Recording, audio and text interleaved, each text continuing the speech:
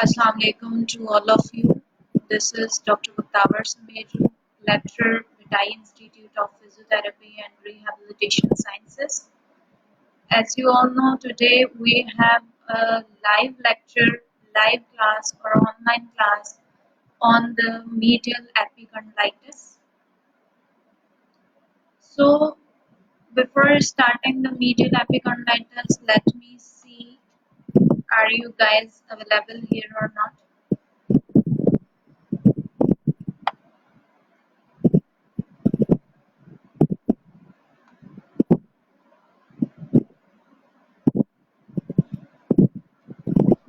Okay, so we have a few participants are live corrected now. So today we have a live session on medial epicondylitis. Before starting our actual topic, we have to know what is the epicondylitis word means. Basically, we have a medial and lateral epicondyles of the humerus. So whenever there is an inflammatory condition due to inflammation of tendon, that condition is known as epicondylitis. The condylitis word means the inflammatory condition of condyle. Medial epicondylitis, that is basically the inflammation of tendons of flexor and pronators of the forearm, the flexors of the wrist and pronators of the forearm.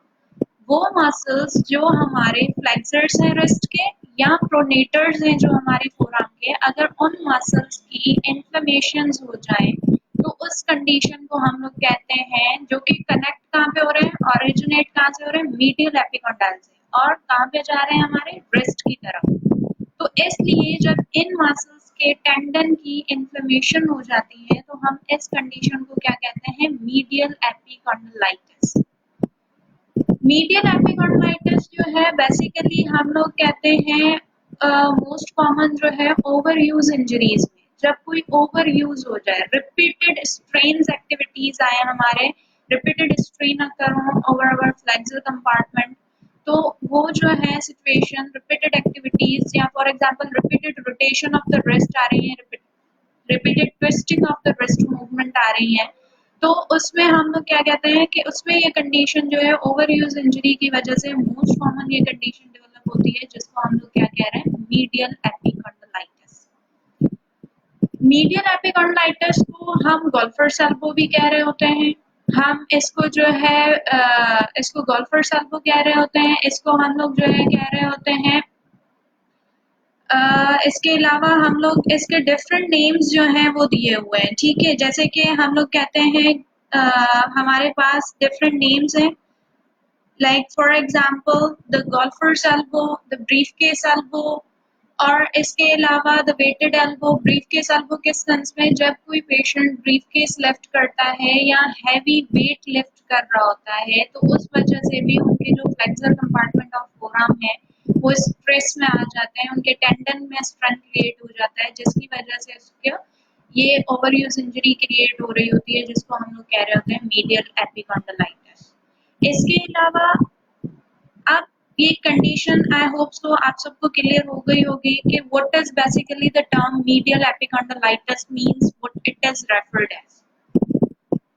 Now we have another question. Every disease has its sign and symptoms, right? जो भी हम condition पढ़ते हैं, चाहे being a physiotherapist पढ़ें, चाहे being a medicine personal पढ़ें, चाहे बीइंग अ डेंटिस्ट्री पढ़ें, जो भी हमारे पास कंडीशंस होती हैं, each condition have its specific sign and symptoms. जब हम साइन एंड सिम्टम्स की बात करते हैं तो मीडियल एपिकॉन्डाइलिटिस के from mild to severe symptoms हमें दिखाई देते हैं। माइल्ड सिम्टम्स कौन से, for example initially simple slight सा पेन होगा, इरिटेशन सी फील होगी, थोड़ी सी इन्फ्लेमेशन फील होगी, पेशेंट को कहेगा यार खैर है, इट्स ओके। जैसे कि we use to do the practice that we never go to the doctor until the condition become severe, right. हम कभी भी, चाहे हम मेडिकल पर्सनल हो चाहे हम नॉन मेडिकल पर्सनल हो, कभी भी हम इतनी ज्यादा सीवियर कंडीशन से पहले हम डॉक्टर के पास नहीं जाते। हम कहते हैं यार ठीक है, थोड़ा सा पेन है, रिलीज हो जाएगा, हाँ थोड़ा रेस्ट कर लो, हाँ थोड़ा ये कर लो, रिलीज हो जाएगा। But rest is basically the good prescription for the initial stage of medial epicondylitis. तो उसमें क्या है, स्मूथ सा पेन हुआ, अगर पेशेंट ने अपनी एक्टिविटी रोक ली, अपनी ओवर यूज रोक लिया, पेशेंट ने रिस्ट को रेस्ट दिया, पेशेंट ने एल्बो फोरआर्म को रेस्ट दिया, तो वो रिकवर हो सकता है। लेकिन इन द सीवियर कंडीशन के हमारे पास कौन कौन से सिम्टम्स आ जाते हैं? फॉर एग्जांपल सीवियर पेन होगा, पेन की एक्सटेंशन क्या होगी, from the medial aspect of the elbow to the wrist and ring and little finger, मतलब एल्बो से एक्सटेंड करेगा, ब्रेस्ट, रिंग और लिटिल फिंगर तक पेन जाएगा आपका। पेशेंट कहेगा यार मेरी ग्रिप जो है बहुत वीक हो गई है, मैं कोई चीज पकड़ नहीं सकता। फॉर एग्जाम्पल वो कहेगा मुझसे ग्लास ऑफ वाटर भी इवन नहीं उठाया जाता, मुझे इतना पेन हो रहा होता है, मैं नहीं उठा पाता, मुझे फील हो रहा है मेरे मसल्स वीक हो गए, मुझे वीकनेस फील हो रही है, मैं नहीं उठा सकता, localised weakness of flexor compartments. इसके अलावा जो है पेशेंट क्या कहेगा, पेशेंट कहेगा यार मैं जब हाथ मिलाता हूँ किसी से तो मुझे पेन हो रहा होता है, मतलब पेन व्हाइल शेकिंग हैंड्स, मतलब इतना सीवियर पेन होगा कि जब शेक हैंड कर रहा है पेशेंट तब भी उसको पेन डेवलप हो रहा होगा। इसके अलावा पेशेंट कहेगा I use to have a pain while normal activities of the elbow while extending and flexing the elbow, straightening और बेंडिंग द एल्बो। जब भी मैं बेंड करता हूँ, कोई चीज उठाता हूँ, कोई बेंड कर रहा होता हूँ तो पेन हो रहा होता है, या जो है एक्सटेंड कर रहा होता हूँ, स्ट्रेट कर रहा होता हूँ एल्बो को तो पेन हो रहा होता है। इसके अलावा दूसरे हमारे पास सिम्टम्स क्या आएंगे, दूसरे सिम्टम्स में हमारे पास है कि टिंगलिंग सेंसेशंस आ रही होंगी। टिंगलिंग सेंसेशंस कैसे? फॉर एग्जांपल टिंगलिंग सेंसेशन जो हमारे, जाहिर सी बात है हमारी नर्व्स भी तो सप्लाई कर रही है ना, नर्व्स भी कहाँ से आ रही है, मीडियल एपिकॉन्डाइल से होते हुए अल्नर नर्व का अगर हम पाथवे याद करें, न्यूरो एनाटॉमी, अल्नर नर्व का अगर हम पाथवे याद करें तो वो मीडियल एपिकॉन्डाइल से क्रॉस होते हुए फिर जाती है हमारे फर्दर हैंड और ब्रेस्ट को सप्लाई करती है। तो जब मीडियल एपिकॉन्डाइटिस होता है, इन्फ्लेमेटरी कंडीशंस होती हैं, तो हमारी नर्व कंप्रेशंस भी वहां पे आ रही होती है। जब नर्व इन्वॉल्वमेंट आ रही होती है तो tingling sensation is one of the symptom of medial epicondylitis, and tingling sensation throughout the pathway of the ulnar nerve के कहाँ होंगी, भाई medial aspect of the elbow पे होंगी, medial aspect of the forearm पे होंगी, wrist में होंगी, रिंग और लिटिल फिंगर में हमें टिंगलिंग सेंसेशंस आ रही होंगी। इसके अलावा जो है पेशेंट कंप्लेन करेगा कि उनकी जो है एल्बो स्टिफ फील हो रही होगी और वीक रिस्ट फील हो रही होगी। वीक रिस्ट मतलब इन द सेंस के पेशेंट कहेगा यार मैं कोई चीज उठाता हूँ तो मुझसे उठाई नहीं जाती, मुझे ऐसा लगता है मेरे हाथ में जान नहीं रही, मुझे ऐसा लगता है कि जैसे मेरे हाथों में स्ट्रेंथ नहीं रही, मुझे वीकनेस सी फील होती है, जो हमने प्रीवियस बात की लोकलाइज्ड वीकनेस की। If you guys have any query regarding that, जो अभी तक हमने डिस्कस किया the condition and its symptoms, तो you guys can ask me in the comment right now. अगर कोई क्वेश्चन है आपके तो you guys can ask me, anyone?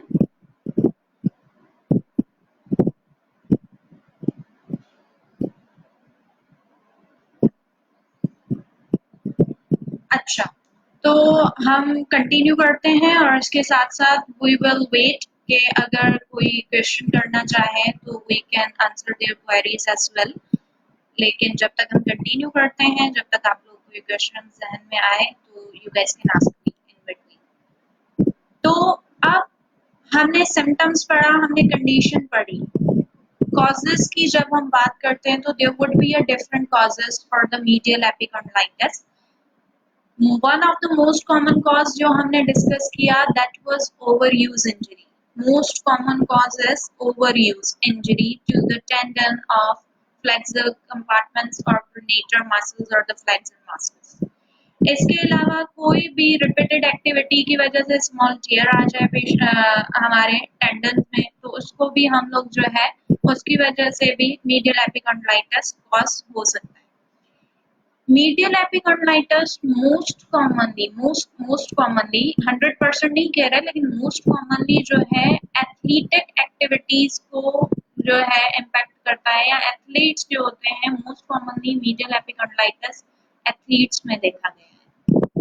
Athletes में कैसे, कौन कौन से एथलेटिक एक्टिविटीज, जैसे फॉर एग्जांपल गोल्फ प्लेयर्स हैं, अगर गोल्फ प्लेयर्स हैं उनकी क्या है रिपीटेड एक्टिविटी है ना, गोल्फ को रिपीटेड एक्टिविटी हो रही है हमारे रिस्ट की, जब रिपीटेड एक्टिविटी हो रही है रिस्ट की, तो गोल्फ प्लेयर्स में भी ये मोस्ट कॉमन जो है मीडियल एपिकॉन्डाइटिस होता है, इसीलिए इसको गोल्फर्स एल्बो भी कहा जाता है। इसके अलावा टेनिस, टेबल टेनिस एक्टिविटीज, इसके अलावा जो है टेबल टेनिस में मोस्ट कॉमनली तो हमारे पास टेनिस एल्बो लैटरल एपिकॉन्डाइटिस हो रहा होता है, लेकिन सम ऑफ द टाइम्स जो है रिपीटेड अल्टरनेट प्रोनेटेड स्पिनेटेड मूवमेंट्स हो रही होती हैं फोरआर्म की, तो इसकी वजह से मीडियल एपिकॉन्डाइटिस भी कॉमन होता है, लेकिन मोस्ट कॉमन जो है टेनिस प्लेयर्स में वो होता है लैटरल एपिकॉन्डाइटिस। इसके अलावा स्क्वैश हो गया, रैकेट बेसबॉल हो गया, वेट लिफ्टिंग कोई भी चीज अगर उठा ली, बेसबॉल एक्टिविटीज जो है, ड्राइंग हो गई, और कोई भी ऐसी एक्टिविटीज जो कि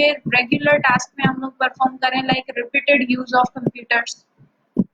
ठीक है, जब रिपीटेड यूज ऑफ कंप्यूटर्स में भी क्या है कि रिस्ट की जो है कंटिन्यू मूवमेंट हो रही है, जो हमारे पास टाइप राइटर्स होते हैं, not only computers, type writers जो होते हैं वो क्या कर रहे होते हैं, सिंपली उनकी ये एक्टिविटी होती है most common, repeated flexion and extension of the wrist. जब repeated flexion and extension of the wrist हो रही होती है तो उसमें क्या हो रहा होता है, उनको मीडियल एपिकॉन्डाइटिस मोस्ट कॉमनली प्रोड्यूस हो सकता है।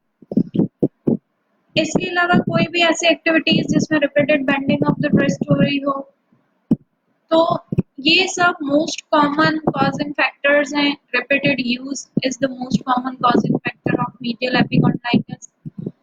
Apart from that, the sports activities that involve the repeated bending of the wrist, like the baseball, like the rowing, like the racket, like golf, each involve the repeated bending activities of the wrist. So that may create a stress on the medial epicondyle or the tendon of the flexor muscles or the pronator muscle that could relatively cause a medial epicondylitis. इसके अलावा कुछ ऐसे occupations जिसमें high risk हो medial एपिकॉन्डाइटिस के, not necessary, ये तो नहीं है ना कि हर बंदा एथलीट हो।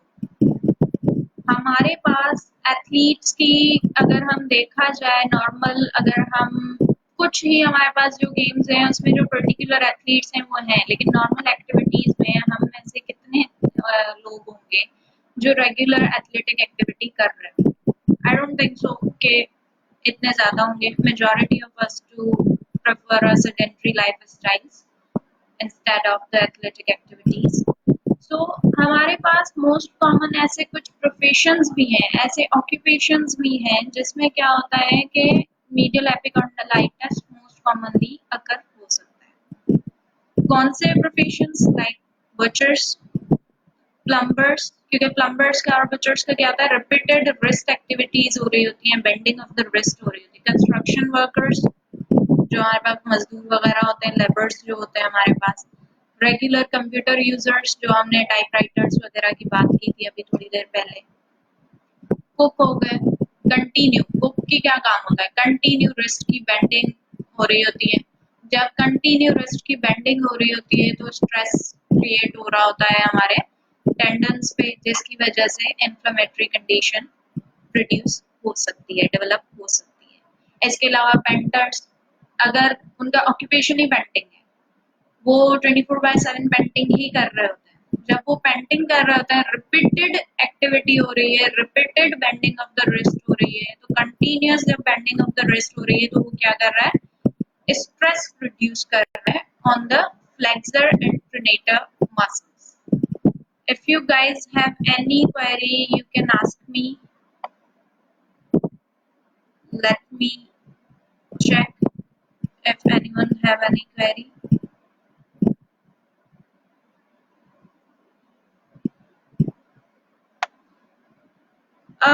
Basically, golfer's elbow हम इसलिए कह रहे होते हैं, there is a question why we called it as a golfer's elbow, because in the golf players, जो मैंने अभी थोड़ी देर पहले ही ये बात कर दी थी डिस्कस, कि गोल्फ एक्टिविटी में क्या है, रिपीटेड रिस्ट मूवमेंट हो रही है। जब repeated bending of the wrist हो रही है, क्योंकि रिस्ट जब रिपीटेड बेंड हो रही है तो हमारे फ्लेक्सर कंपार्टमेंट में स्ट्रेस क्रिएट हो रहा है।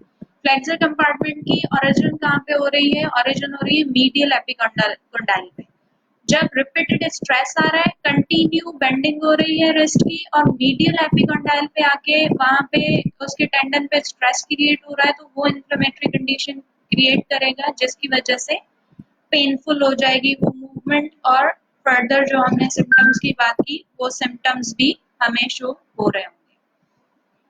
इसके अलावा आप लोग खुद भी अपना ये चेक कर सकते हैं कि हमें फॉर एग्जांपल नॉर्मली हम अगर ओरिजिन इंसर्शन की बात करें तो you guys can examine on your own self अगर किसी को ओरिजिन इंसर्शन में मसला है तो फॉर एग्जांपल आप न्यूट्रल में रखें एल्बो को, रिस्ट को बिल्कुल स्ट्रेट, एल्बो को स्ट्रेट रखें और अपनी रिस्ट को बेंड करें और मीडियल एपिकॉन्डाइल पे अपना जो है थंब प्लेस करें ऑन द मीडियल एपिकॉन्डाइल। तो जब आप बेंड कर रहे हैं रिस्ट को, whenever you are bending the wrist, you feel the stress, you feel the movement over the medial epicondyle, that is the origin of the muscle। और हमें ये तो पता है कि origin पे movement हो रही होती है, that's why जो है स्ट्रेस क्रिएट हो रहा होता है जिसकी वजह से जो है मीडियल एपिकॉन्डाइटिस मोस्ट कॉमन है।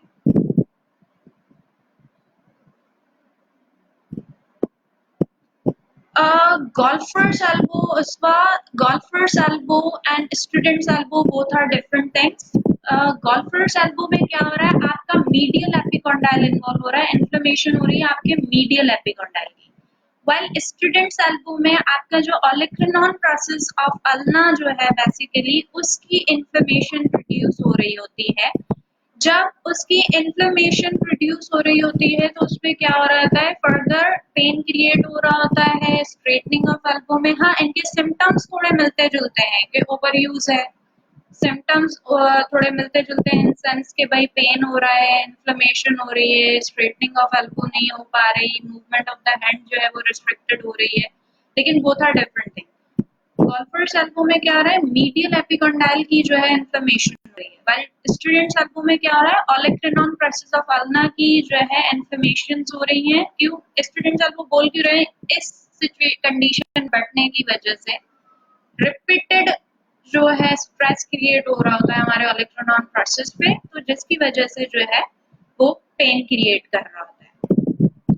यस निदा, बेसिकली ओवरवेट अगर हम बात करें, overweight in the sense of repeated weights, अगर हम ओवरवेट लिफ्ट करें, सिर्फ ओवरवेट लिफ्ट करना is not particular term, basically overweight but for the repeated activity. For example overweight एक बार उठाने से सिर्फ मीडियल एपिकॉन्डाइटिस नहीं हो सकता, हाँ, लेकिन वो ओवरवेट जो रिस्ट की बेंडिंग करवा रहा हो, फॉर एग्जाम्पल हमने यूं वेट उठाया, हमने बेंड किया, बेंड करते रहे फिर से उठाया, रिपीटेशन डिफरेंट हम करते रहे, जिसमें रिस्ट की बेंडिंग भी आ रही है, ओवरवेट भी है, उसकी वजह से हमारे फ्लेक्सर कंपार्टमेंट इन्वॉल्व हो सकते हैं, जिसकी वजह से गोल्फर्स एल्बो हो सकता है। अच्छा, जिन लोगों के क्वेश्चंस के आंसर्स दिए हैं उनको स्टिल अगर कोई क्वेरी है you guys can ask me, clear हुआ या नहीं हुआ, let me know please. Yes, basically olecranon bursitis को ही हम स्टूडेंट एल्बो कह रहे होते हैं डॉक्टर दिलीप।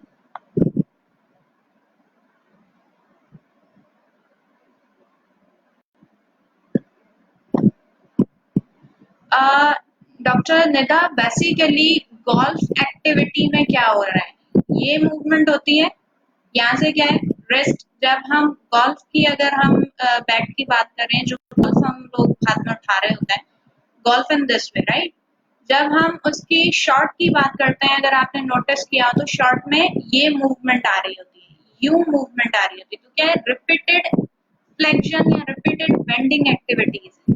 अगर वो ओवर यूज हो, इट्स नॉट प्रॉपरली कि जो भी गोल्फ खेलेगा उसको गोल्फर्स एल्बो होगा, अगर ओवर यूज हुआ मतलब फॉर एग्जाम्पल एक नॉर्मल टाइम से ज्यादा वो खेल रहे हैं, मतलब फॉर एग्जाम्पल वो 24 आवर्स या फॉर एग्जाम्पल 18 आवर्स वो कंटिन्यू गोल्फ एक्टिविटी ही कर रहे हैं, तो उससे क्या हो रहा है, उनके मसल्स पे स्ट्रेस क्रिएट होता जा रहा है, एक कंडीशन ऐसी आएगी जो ग्रेजुअल, हमने कहा था इट्स अ ग्रेजुअल कंडीशन, कभी माइल्ड सिम्टम भी आ रहे हैं, पेन हो रहा है, उन्होंने कहा रेस्ट किया यार पेन ठीक हो गया, दैट्स दैट, उन्होंने कोई ट्रीटमेंट वगैरह कुछ नहीं किया। लेकिन जब रिपीटेड मूवमेंट हो रही है, कंटिन्यू रेस्ट करने के बाद फिर से वो रिपीटेड मूवमेंट कर रहे हैं, उसको प्रॉपर रेस्ट नहीं दे रहे, प्रॉपर अगर उसको हीलिंग टाइम नहीं दे रहे उस चीज को, या बिफोर गोल्फ एक्टिविटीज वो वर्कआउट नहीं कर रहे, like for example warm up नहीं कर रहे और डायरेक्टली आके खेल रहे हैं, तो इस वजह से जो है स्ट्रेस क्रिएट हो सकता है और वो कंडीशन डेवलप हो सकती है that would be a medial epicondylitis और the golfer's elbow.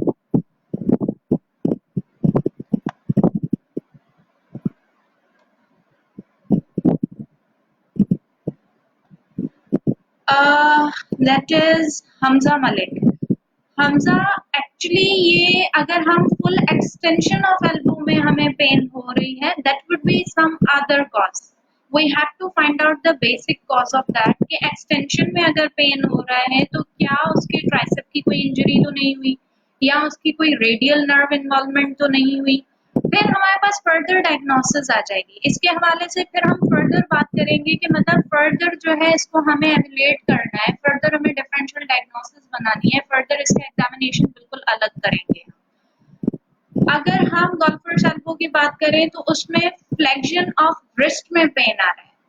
Flexion of elbow जो है वो रिस्ट्रिक्टेड जरूर हो रही है, उसमें पेन है, लेकिन मेजर पेन कहाँ पे हो रहा है? फ्लेक्शन ऑफ रिस्ट में, क्योंकि फ्लेक्सर कंपार्टमेंट ऑफ फोरआर्म जो है वो बेसिकली अटैच हो रहा है मीडियल एपिकॉन्डाइल में।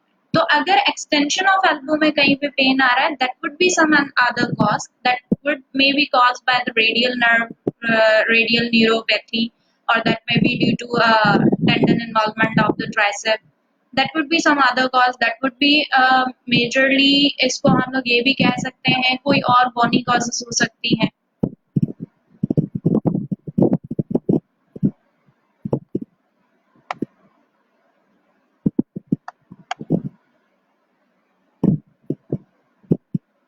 Okay. Do you guys have cleared your concept? जो भी अभी तक questions का आंसर दिया हमने सबको क्लियर हुआ? If you have any difficulty while that you can ask me. तो मेरे ख्याल से अब हमें थोड़ा आगे चलना चाहिए। Okay. Basically, Anil, you are asking that structures involved in the medial epicondylitis. Basically, जो structures involved हो रहे हैं medial epicondylitis में, वो हमारे पास flexor muscles, जो हमारे पास overall जो flexors हैं, हमारे पास wrist, forearm compartments के जो muscles हैं, flexor muscles होंगे involved। इसके अलावा जो है pronator teres और pronator quadratus muscle जो है हमारे पास वो involve होगा। इसके अलावा हमारे पास मीडियल एपिकॉन्डाइल इटसेल्फ इन्वॉल्व हो सकता है, इन्वॉल्व होगा, इवन नॉट ओनली हो सकता है। इसके अलावा जो है हमारे पास अल्नर नर्व इन्वॉल्वमेंट हो सकती है। तो ये बेसिकली 4 स्ट्रक्चर्स हैं जिनकी इन्वॉल्वमेंट हो सकती है, जो कि सिम्टम्स क्रिएट कर रहे होते हैं। तभी जब ये स्ट्रक्चर इन्वॉल्व है तभी हम जब रिस्ट की फ्लेक्शन करवा रहे हैं तो पेनफुल है, अगर हम ट्रेनिशंस करवा रहे हैं तो वो पेनफुल हो रही होगी। अगर हम इसकी जो है इस पे हम बात करें कि नमनेस आ रही होती है तो इस वजह से भी जो है पेन क्रिएट हो सकता है। जी Gulab, we will discuss its management as well in the end. कि मैंने कुछ सीक्वेंस बनाई है कि फर्स्ट ऑफ ऑल कंडीशन क्या है, उसके बाद उसके साइन सिम्टम्स क्या है, उसके बाद कौन से ऑक्यूपेशंस इन्वॉल्व होंगे, then before management we have to ask for the diagnosis कि भाई डायग्नोसिस किस बेसिस पे हम करेंगे मीडियल एपिकॉन्डाइटिस।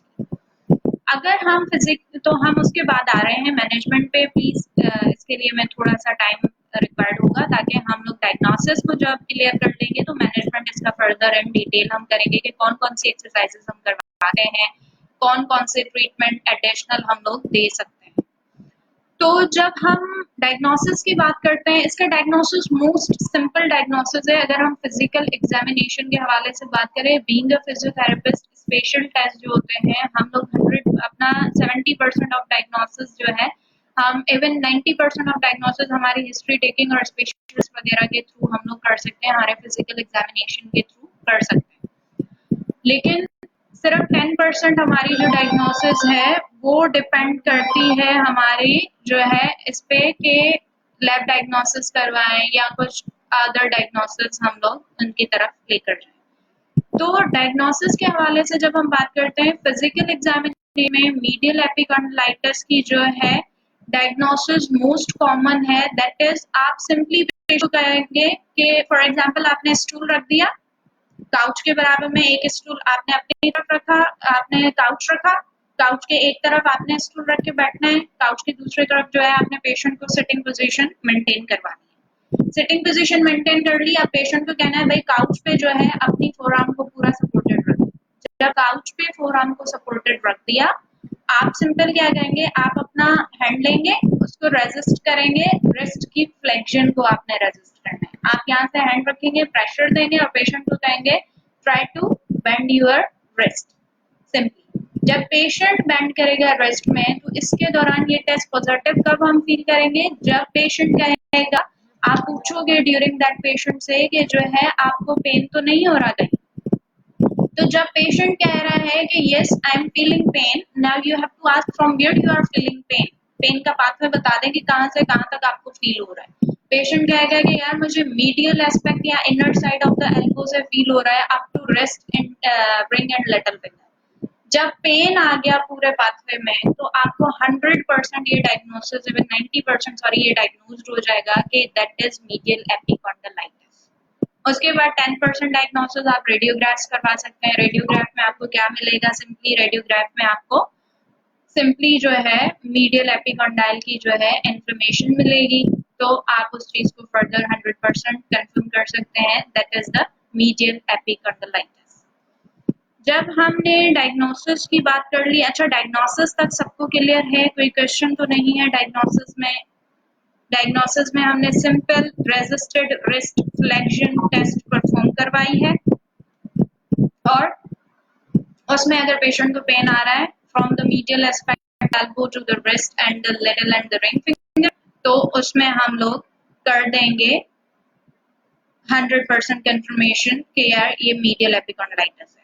मैम अगर न्यूरल इन्वॉल्वमेंट ना हो तो बेटा नॉट नेसेसरी कि हर गोल्फर्स एल्बो के पेशेंट में या मीडियल एपिकॉन्डालाइटिस के पेशेंट में न्यूरल इन्वॉल्वमेंट हो। न्यूरल इन्वॉल्वमेंट कब आती है, जब आपकी सीवियरिटी पे पेन हो, मतलब सीवियर कंडीशन जब डेवलप होती है, तब आपको न्यूरल इन्वॉल्वमेंट आती है। इनिशियली सिर्फ पेशेंट को पेन होगा, टिंगलिंग सेंसेशंस नहीं होंगी। कोई न्यूरल इन्वॉल्वमेंट अगर नहीं है तो टिंगलिंग सेंसेशंस की पेशेंट कंप्लेन नहीं करेगा। पेशेंट सिंपल कहेगा यार मेरी जो है ग्रिप वीक हो गई है, मैं हाथ मिलाता हूँ मुझे दर्द है, मैं रिस्ट को बेंड करता हूँ मुझे दर्द है, मैं एल्बो स्ट्रेट करता हूँ मुझे स्टिफनेस फील होती है, तो ये कंप्लेन करेगा पेशेंट। वहां आप अगर ये पूछ लें आपको क्या टिंगलिंग सेंसेशंस होती हैं, तो अगर पेशेंट कह रहा है कि नहीं मुझे कोई टिंगलिंग सेंसेशंस नहीं होती, पेशेंट को टिंगलिंग सेंसेशन कैसे समझाओगे?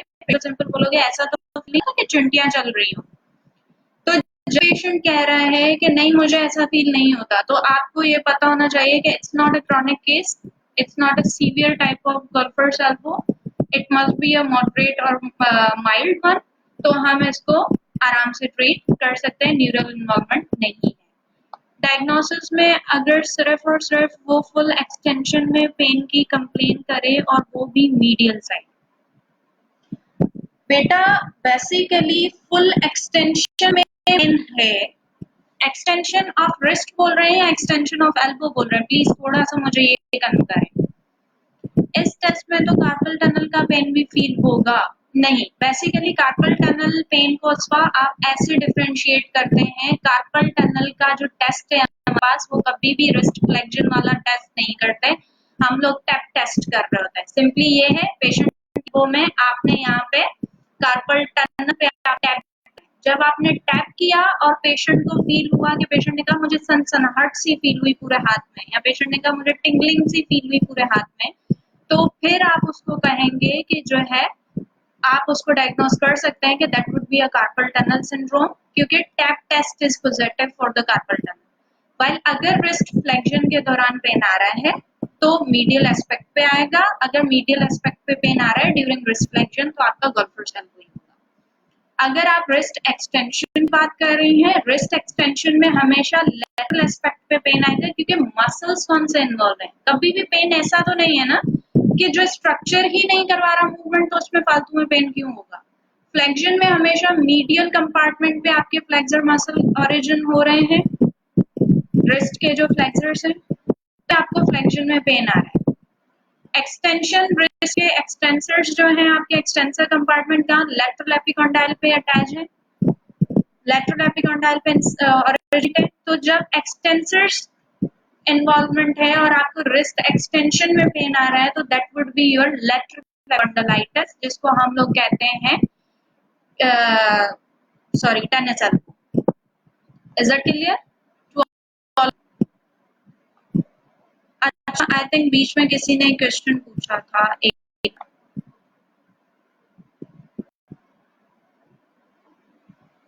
जी doctor Nida, most probably 50% of golfer's patient, even 50 से भी कभी कभी कम पेशेंट्स होते हैं जिनको न्यूरल इन्वॉल्वमेंट हो रही होती है।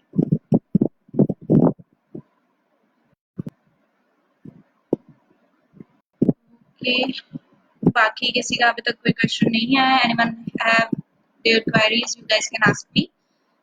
अच्छा, उसके बाद अगर हम ट्रीटमेंट की बात करते हैं, अब आ जाए असली बात पे कि जो है ट्रीटमेंट, हम ट्रीट कैसे कर सकते हैं इस पेशेंट। पहला ट्रीटमेंट क्या होगा या प्रिकॉशन क्या होगा? पेशेंट को कहो भाई स्टॉप योर एक्टिविटी, अपनी एक्टिविटी को रोक दें या अपनी एक्टिविटी को कर दें। रिपीटेड एक्टिविटी आपने नहीं करनी।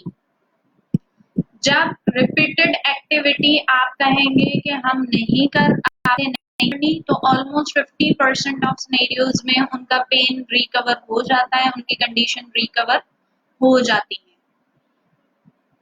अच्छा, अगर रेस्ट के बजाय भी उसको पेन रिलीज नहीं हुआ, फॉर एग्जाम्पल आपने देखा कि उसकी सीवियरिटी है, सीवियरिटी ऑफ केस में आप क्या करोगे? फॉर एग्जाम्पल माइल्ड केस है ना, मॉडरेट है, आप मॉडरेट में आप क्या कर रहे हैं? मॉडरेट सिनेरियो में आप क्या करेंगे कि भाई उनको कहेंगे कोल्ड पैक लगाएं। ये तो हम सबको ही इंफॉर्मेशन होती है from the start first semester के भाई जो भी इनिशियल कंडीशन है और इन्फ्लेमेटरी कंडीशन है, अक्यूट है और इन्फ्लेमेटरी है, तो आप उसमें क्रायोथेरेपी करें, कोल्ड पैक्स लगाएं। जब क्रायोथेरेपी आप करते हैं तो उसकी इन्फ्लेमेशन रिड्यूस हो रही होती है, इन्फ्लेमेशन रिड्यूस होगी तो वो पेन जो इन्फ्लेमेशन की वजह से कॉज हो रहा है वो रिड्यूस हो जाएगा और condition back to the normal आ सकती है। लेकिन काफी टाइम ऐसा होता है कि क्रायोथेरेपी से भी कोई इफेक्ट नहीं आ रहा, तो हम एंटी इन्फ्लेमेटरी मेडिसिन्स जो एनसेड्स हैं, non steroidal anti inflammatory medications जो हैं, हम कुछ वो भी दे सकते हैं। उसके अलावा जो है हम लोग को स्ट्रेंथनिंग एक्सरसाइजेस की तरफ ले जाएंगे कि यार उसके फ्लेक्सर्स वीक हो रहे हैं तो आप उनके फ्लेक्सर्स की क्या करवानी है? स्ट्रेंथनिंग करवानी है, stretching of the forearm muscles करवाने हैं। अगर फॉर एग्जांपल पेशेंट अपने हाथ का ही वेट नहीं उठा पा रहा तो उसको कोई ब्रेसेस दे देने हैं, ऑर्थोसिस दे देने हैं कोई। इसके अलावा एक्टिविटीज ऑफ फोरआर्म जो इन्वॉल्व कर रहे हैं उसको हम लोग कहेंगे कि भाई थोड़ा रिस्ट्रिक्ट कर दें।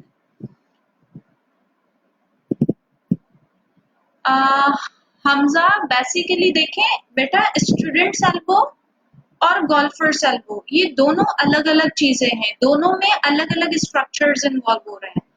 गोल्फर्स एल्बो में हमारे पास इन्वॉल्व हो रहा है, गोल्फर्स एल्बो में हमारे पास इन्वॉल्व हो रहा है कौन सा? Medial epicondyle. गोल्फर्स एल्बो में मसल कौन से इन्वॉल्व हो रहे हैं? Flexor compartment of the forearm, मतलब flexor muscles of the breast. और कौन से मसल इन्वॉल्व हो रहे हैं? नेटर मसल्स। और क्या इन्वॉल्व हो रहा है? अगर हम न्यूरोलॉजिकल सिम्टम्स की बात करें तो हमारे पास इन्वॉल्व हो रही है अल्नर नर्व। ये चार स्ट्रक्चर किसमें इन्वॉल्व हो गए? Golfer's elbow. अब अगर हम बात करें स्टूडेंट्स एल्बो की, तो स्टूडेंट्स एल्बो में कौन सा इन्वॉल्वमेंट हो रही है? Number 1 is your olecranon process, basically olecranon bursitis condition जो है उसको हम लोग कह रहे हैं स्टूडेंट्स एल्बो, मतलब ओलेग्रेनोन प्रोसेस इन्वॉल्व हो रहा है। अगर नर्व की बात करें तो आपकी रेडियल इन्वॉल्व हो सकती है, but not sure, not 100% requirement के रेडियल नर्व ही इन्वॉल्वमेंट। तो आपके स्ट्रक्चर्स अलग अलग इन्वॉल्व हैं, तो दोनों टोटली अलग है। उसके साइन सिम्टम और उसके साइन सिम्टम कहीं कहीं मिलते जुलते हैं, लेकिन फिर भी उनकी मूवमेंट वैराइटीज अलग है। वो कहेगा भाई मुझे सिर्फ एल्बो एक्सटेंशन में पेन होता है, रिस्ट की मैं फ्लेक्शन करूं, एक्सटेंशन करूं, मुझे कोई पेन नहीं होता स्टूडेंट्स एल्बो में। लेकिन वही गोल्फर्स एल्बो में पेशेंट क्या कहेगा कि यार मुझे जो है रिस्ट की मूवमेंट जब करता हूं तो मुझे एल्बो के मीडियल एस्पेक्ट पे दर्द होता है। कौन सी मूवमेंट? Flexion movement. या नेशन कर रहा होता हूं तो मुझे पेन हो रहा होता है। तो these both are different things. जब अब हम बात करें अगर इसके ट्रीटमेंट की, तो ट्रीटमेंट में on the spot, for example कोई हमारे पास पेशेंट है, स्पोर्ट एक्टिविटी है, एथलीट पर्सन है, अगर वो एथलीट पर्सन कर रहा है एक्टिविटी और उसको उसी टाइम जो है सीवियर पेन प्रोड्यूस हो रहा है, और फॉर एग्जांपल उसको काफी अरसे से था लेकिन उसने छुपाया हुआ था, अचानक वो आज एथलेटिक एक्टिविटी में गया और उसको पेन सीवियर हो गया, now he have to play, right, क्योंकि वो ग्राउंड में उसको खेलना है। उस टाइम के लिए आपके पास एक टेक्निक होती है इसको ट्रीट करने की, फॉर द इनिशियल मैनेजमेंट और रैपिड मैनेजमेंट के लिए वो क्या होती है, बेसिकली उसमें हम लोग करते हैं टेपिंग, जो शायद उस्मा ने आई थिंक ऊपर क्वेश्चन पूछा है।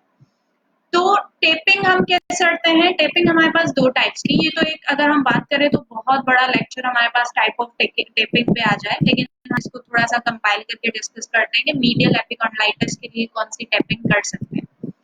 मीडियल एपिकॉन्डिलाइटिस के लिए जो हम टेपिंग की बात करते हैं तो उसमें एक तो रिजिड टेपिंग, वो टेप जो मोस्ट कॉमनली ड्रिप्स वगैरह लगती हैं, जो टेप लगा है ना व्हाइट वाला, that is basically called as the rigid tape. Rigid tape कैसे करते हैं, मीडियल एस्पेक्ट से लिया, यहाँ से मसल के टेंडन को किया लॉक, हमने पेशेंट को मूवमेंट करवाई, पेशेंट ने कहा कि हाँ अब मूवमेंट से पेन नहीं हो रहा, जब आपने मसल लॉक किया पेन नहीं हो रहा, आपने यहाँ से टेप लगाया सेमी सर्कुलर, आपने आके यहाँ पे एंड कर दिया, ये आपने दो टेप ऐसे लगा दिए, that is the rigid taping for medial epicondylitis. Kinesio taping की अगर हम बात करें, काइनेसियो टेपिंग कैसे होगी, आपने लिटिल और रिंग फिंगर से आपने टेप की जो है नॉचेस को थोड़ा सा टियर किया, आपने यहाँ से टेप लिया, यहाँ पे आपने उसका पूरा इंसर्ट कर दिया, यहाँ से आपने 50% ऑफ द स्ट्रेच देना है और यहाँ पे आके छोड़ देना है, आपने एंकर बना देना है यहाँ पे आके वापस। तो ये आपकी कौन सी है, काइनेसियो tapping for the medial epicondylitis. तो ये दो टाइप ऑफ टेपिंग भी हम लोग यूज कर सकते हैं। अच्छा, I think we have a questions.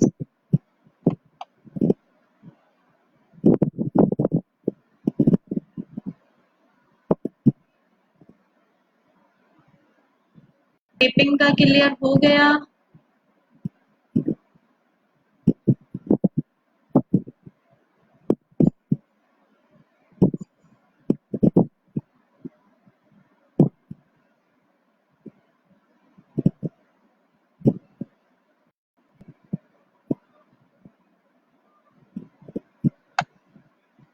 Patient with golfer's elbow, his interosseous membrane was also involved. Is that due to his overactivity? Basically अगर हम बात करें अनिल के, अगर कोई पेशेंट गोल्फर्स एल्बो के साथ है और उसकी इंट्रोशियस मेम्ब्रेन भी इफेक्टेड है, तो might be possible due to overuse injuries में, क्योंकि जब हमारे प्रोनेटर मसल्स भी इन्वॉल्व हो रहे हैं तो मोस्ट प्रोबेबली इंट्रोशियस मेम्ब्रेन भी इन्वॉल्व होती है। तो अब बेसिकली हम लोग आ जाते हैं एक्सरसाइजेस। एक्सरसाइजेस आप कौन कौन सी प्रिस्क्राइब कर सकते हैं पेशेंट को? अच्छा, इसके अलावा आप for the pain relief, instant pain relief, mobilization with movement, जो आपने बात की डॉक्टर नेता, दैट वाज गुड कि हम मोबिलाइजेशन विद मूवमेंट भी दे रहे होते हैं। मोबिलाइजेशन विद मूवमेंट क्या है, बेसिकली आपने रिस्ट की फ्लेक्शन एक्सटेंशंस कंटिन्यू करवाते रहनी है और आपने अल्टरनेट प्रेशर देना है on the lateral medial aspect, और साथ में मूवमेंट एक्टिवली पेशेंट कर रहा है, तो that would be the mobilization with movement of the wrist, as well as आप एल्बो पे भी मोबिलाइजेशन विद मूवमेंट परफॉर्म कर सकते हैं to release the overall entire region of the golfer's elbow. इसके अलावा जो एक्सरसाइजेस की हम लोग बात करते हैं, एक्सरसाइजेस हमारे पास कुछ 4 एक्सरसाइजेस हैं जो मोस्ट कॉमनली हम लोग यूज कर रहे होते हैं। Number 1 is the ball squeeze. Patient को कहो भाई एक फिजियो बॉल लें और बॉल को स्क्वीज करें, रिलीज करें, स्क्वीज करें, रिलीज करें। इससे क्या होगा, इससे स्ट्रेंथ डेवलप होगी उनके जो फ्लेक्सर कंपार्टमेंट के मसल्स। जब स्ट्रेंथ डेवलप होगी, जो वीकनेस की कंप्लेन थी कि हम ग्रिप नहीं कर पा रहे, वीकनेस हो रही है, तो वो कंप्लेन जो है रिलीज हो जाएगी पेशेंट। इसके अलावा हमारे पास दूसरी एक्सरसाइज है, हम क्या करते हैं, फिंगर्स की एक्सटेंशन। फिंगर्स की एक्सटेंशन में कैसे, हम एक रबर बैंड लेंगे, यूं हाथ किया, यहाँ पे रबर बैंड डाल दिया, रबर बैंड फिक्स है।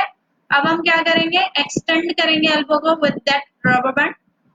रबर बैंड क्या करेगा, बेसिकली रेजिस्टेंस डेवलप करेगा। आपको जितना अलाउ कर रहा है रबर बैंड, उतनी आपने एक्सटेंशन ऑफ द फिंगर्स करवानी है, ठीक है। इसके अलावा हमारे पास नेक्स्ट एक्सरसाइज है, that is the wrist extension exercises. Wrist extension exercises हम लोग कैसे करवाएंगे, कोई भी लाइट वेट 1 पाउंड का वेट कोई भी हमने हाथ में पकड़ा दिया, हमने एल्बो को जो है रखा पे, और हमने रिस्ट को जो है वो कर दिया हैंग। जब हमने रिस्ट को हैंग कर दिया तो हमने क्या किया, फिर उसकी अल्टरनेट एक्सटेंशन एंड फ्लेक्शंस परफॉर्म करवाई। उसमें भी क्या हुआ, उसके मसल्स कंपार्टमेंट जो हैं वो स्ट्रेंथनिंग हो गए।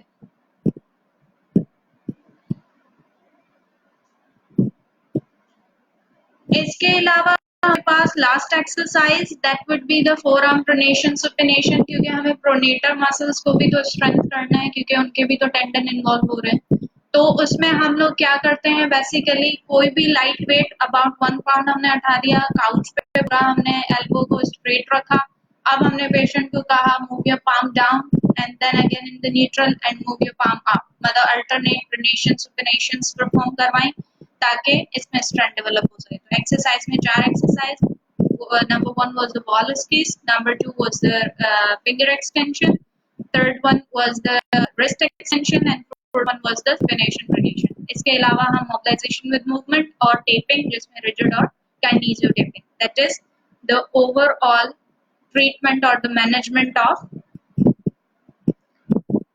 uh, medial epicondylitis. I think we have questions.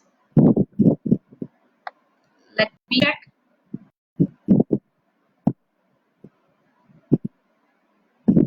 Zishan, beta, difference between the golfers and tennis elbow. Basically, the different type of structures are involving in the tennis and the golfers elbow.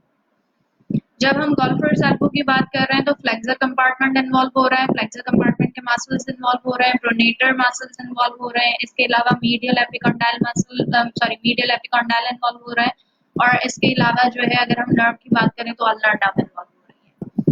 अगर हम बात करें lateral एपिकॉन्डाइलिटिस की, lateral epicondylitis जिसको हम tennis elbow भी कह रहे हैं, टेनिस एल्बो एक तो रिपीटेड एक्सटेंशन एक्टिविटी, वो क्या था, golfer's elbow repeated flexion of wrist की वजह से हो रहा है। जब हम टेनिस एल्बो की बात करें तो वो किस वजह से हो रहा है, repeated extension activity of the wrist. जब repeated extension activity of wrist से हो रहा है तो वो लेटरल कंपार्टमेंट मसल्स जो है, सॉरी हमारे जो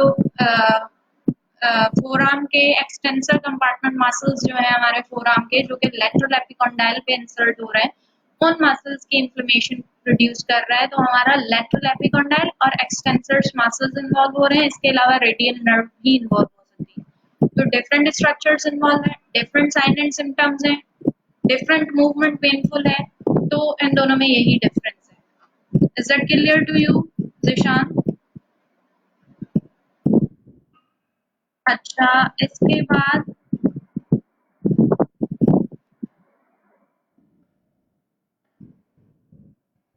I have another question. When you end up with the treatment, do reply what if sometimes we got stuck between differential diagnoses? So what will be the best image to see the tendon is actually inflamed other than EMG?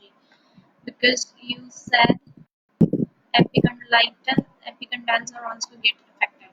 बेटा basically Anil इसका ये होता है कि आपको most common, एक तो आपने ये टेस्ट फिजिकल एग्जामिनेशन परफॉर्म की जिसमें हमने रेजिस्टेड रिस्ट फ्लेक्शन परफॉर्म करवाई, वो पॉजिटिव आएगी, number 1 thing. Number second thing, अगर हम टेंडन की इन्फ्लेमेशन देखना चाह रहे हैं तो अल्ट्रासाउंड जो हमारे पास आता है, डायग्नोस्टिक अल्ट्रासाउंड, तो अल्ट्रासाउंड करवा के भी हम टेंडनाइटिस को 100% श्योर कर सकते हैं कि आप मसल्स हैं, फ्लेक्सर मसल्स या प्रोनेटर मसल्स, उनके टेंडन इन्फ्लेम्ड हैं या नहीं है, तो वो भी हमें 100% डायग्नोसिस दे सकता है। इसके अलावा हम लोग मीडियल एपिकॉन्डाइल की इन्फ्लेमेशन को अगर देखना चाह रहे हैं, सॉरी मीडियल एपिकॉन्डाइल की इन्वॉल्वमेंट को देखना चाह रहे हैं, तो हम लोग रेडियोग्राफ्स भी करवा सकते हैं। ओके, इंशाल्लाह देखते हैं आप इस टॉपिक के अकॉर्डिंग।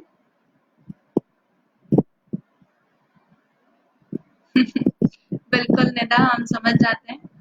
अच्छा, इसके अलावा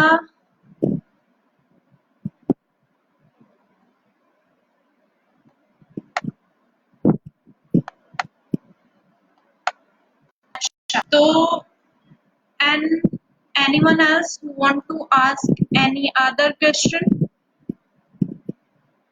you can ask me। अच्छा, इसके अलावा लास्ट वन के प्रिवेंशन, कि भाई पेशेंट को हो तो गया, अब उसको प्रिवेंट करने के लिए या हम पेशेंट को कह रहे हैं फर्दर इंजरी को प्रिवेंट करने के लिए, या हम बाकी जो हमारे प्लेयर्स हैं, एथलीट्स वगैरह हैं, उनको बता रहे हैं कि भाई आपको ये कंडीशन हो सकती है, you have to prevent that. तो उसके लिए कौन कौन सी प्रिवेंशंस जो हैं हम लोग बता सकते हैं। फर्स्ट प्रिवेंशन, कोई भी स्पोर्ट एक्टिविटी चाहे कोई भी हो, आपने वार्म अप करना है, एट द एंड आपने कूल डाउन करना है। फॉर एग्जाम्पल गोल्फ एक्टिविटी की अगर हम बात कर रहे हैं, या हम टेबल टेनिस की बात कर रहे हैं, या हम जो है वेट लिफ्टिंग की बात कर रहे हैं, तो नॉट नेसेसरी कि आप जो है डायरेक्टली ये स्टार्ट करते हैं। आपने वार्म अप करना है, आपने एंड में कूल डाउन करना है। आपने पर्टिकुलर उन मसल्स का जिस पे आपको पता है वर्कलोड आने वाला, जिसमें आपको पता है जो एक्टिविटी आप करने वाले हो उस पे जो है आपकी जो है इन्वॉल्वमेंट होगी, तो आपने उसके लिए जो है करना है बेसिकली वार्म अप। उन्हीं मसल्स का आपने वार्म अप परफॉर्म करवाना है, और उसके अलावा आपने कूल डाउन परफॉर्म करवाना है at the end of the session. यहाँ तक क्लियर है सबको? Any question?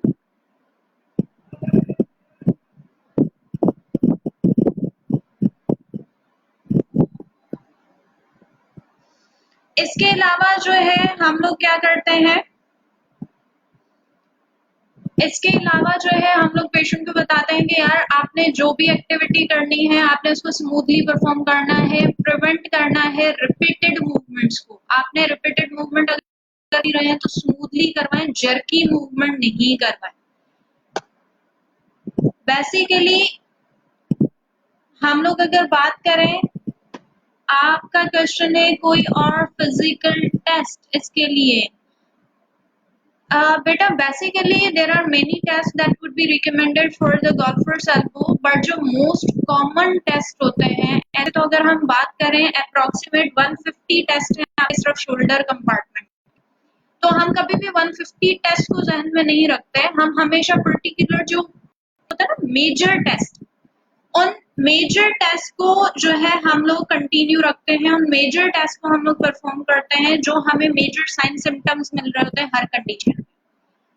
जब गोल्फर्स एल्बो की हम लोग बात कर रहे हैं तो रिस्ट के फ्लेक्सर कंपार्टमेंट्स जो हैं वो इन्वॉल्वमेंट है। तो मोस्ट कॉमन टेस्ट जो 100% गोल्फर्स एल्बो में, I can say that 100% golfer's elbow में आपको रिस्ट रेजिस्टेड फ्लेक्शन टेस्ट जो हम लोग करवा रहे हैं वो आपको पॉजिटिव मिलेगा। ऐसा कहीं अगर 0.1% हो सकता है, बाकी 99.9% अगर हम बात करें तो पॉजिटिव ही मिलता है। इसके अलावा फर्दर टेस्ट अगर हम फिजिकल टेस्ट की बात करें तो फिजिकल टेस्ट में हम बाकी चीजें देख लेते हैं कि यार अगर उसकी नर्व इन्वॉल्वमेंट है, अल्नर नर्व इन्वॉल्वमेंट है, तो उसकी कंफर्मेशन सिर्फ हम इससे नहीं कर लेंगे कि उसकी नर्व की जो है साइंस आ रही है, उसको हम ये 100% कंफर्म नहीं कर लेंगे कि यार इसको अगर टिंगलिंग हो रही है, नर्व इन्वॉल्वमेंट है, दैट्स दैट। अल्नर नर्व को कंफर्म करने के लिए फिर आपका दूसरी जो है नर्व न्यूरोलॉजिकल टेस्ट जो आते हैं, नर्व फ्लॉसिंग वगैरह, वो चीजें आप कर देंगे। अल्नर नर्व का पूरे पाथवे में कहाँ कहाँ रिस्ट्रिक्टेड है आपने ये कंफर्म करना जरूरी है। क्या वो सर्वाइकल से रिस्ट्रिक्टेड है, क्या वो आपके स्केलेनाई से रिस्ट्रिक्टेड है, क्या वो मीडियल एपिकॉन्डाइल से रिस्ट्रिक्टेड है, या आपके आगे रिस्ट पे रिस्ट्रिक्टेड है। फर्दर आप इस चीज को जो है करेंगे। Golfer's elbow part, golfer's. What you want to ask, Zishan? I'm not getting your question, बेटा। यहाँ तक क्लियर हुआ सबको? Any query? बेसिकली आज का लेक्चर यहीं तक था, क्योंकि हमने प्रिवेंशन भी डिस्कस कर लिए, हमने treatment, diagnosis, sign symptoms, what is the basic condition, the population that would be most commonly involved in that condition, each and everything we have discussed. I have tried my best के आपको सारी information दे सकूं. Still you can have any query, you can ask me, ताकि उसके बाद हम ये live session को end करें. Zishan, please clear your question. I'm not getting your question. Golfers are called golfer. What do you want to ask? Please clarify that so that I can answer you.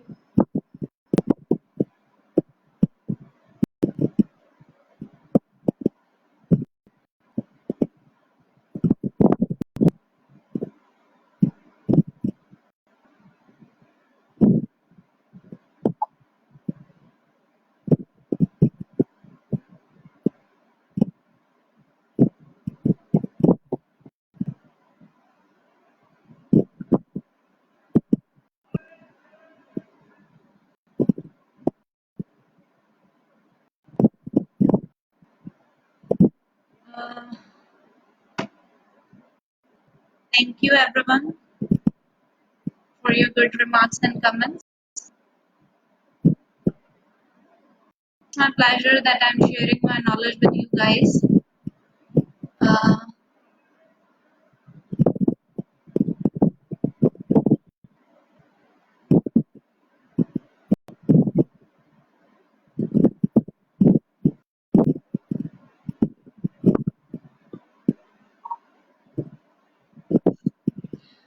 okay, inshallah, we will see next time for the multi topics.